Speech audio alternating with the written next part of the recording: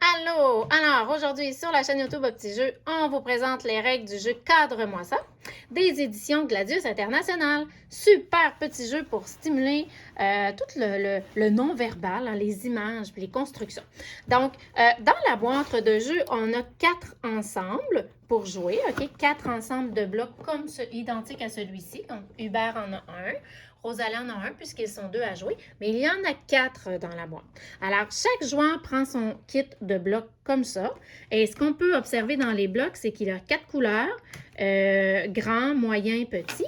Et puis, on a des cartes. Donc, il y a des cartes faciles, indiquées avec un rond vert, des cartes intermédiaires avec un carré bleu et des cartes losanges. Il y a même des doubles, triples losanges, OK, qui sont plus complexes. Moi, quand vous commencez à jouer, je vous suggère de prendre des faciles et puis peut-être après essayer les intermédiaires et les beaux défis avancés qui demandent des constructions superposées une par-dessus l'autre.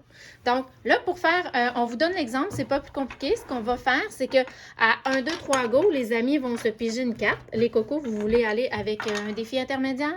Oui. OK, d'accord, parce qu'on est habitué à jouer, d'accord. Alors, à 1, 2, 3, go, ce que je vais faire, c'est que je vais enlever la carte pour que vous ayez le défi. C'est le premier joueur à réussir le défi. Il dit terminé. Et si son défi est très bien construit, il représente exactement la carte, il va remporter la carte. On se remet à zéro comme ça. Et quand tout le monde est prêt, on redémarre et on bâtit un autre défi.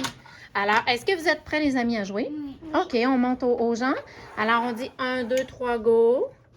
On retourne la carte et voilà. C'est le premier joueur qui réussit le défi qui est proposé par la carte ici. Je vous rappelle que ça, c'est un défi expert.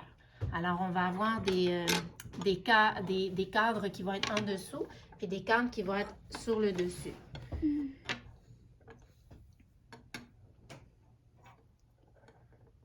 C'est pas grave si ta construction n'est pas exactement orientée comme celle du centre. OK? C'est pas grave. Donc, Hubert a dit terminé.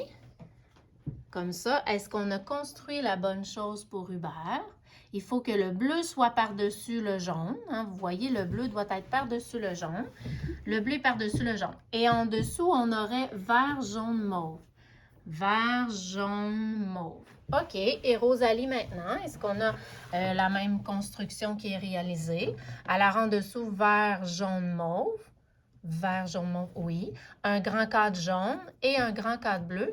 Et il faut que le grand cadre jaune vienne joindre les deux pointes ici en dessous.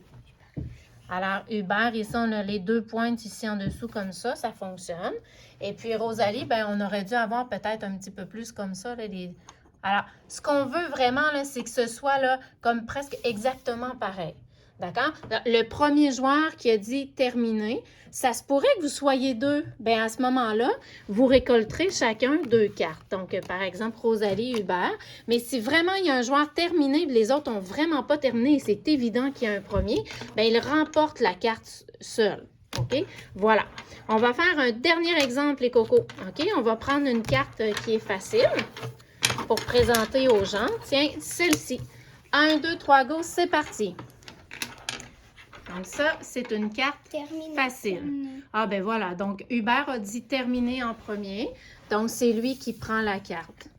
Voilà, alors c'est comme ça qu'on fait pour jouer à Cadre-moi ça.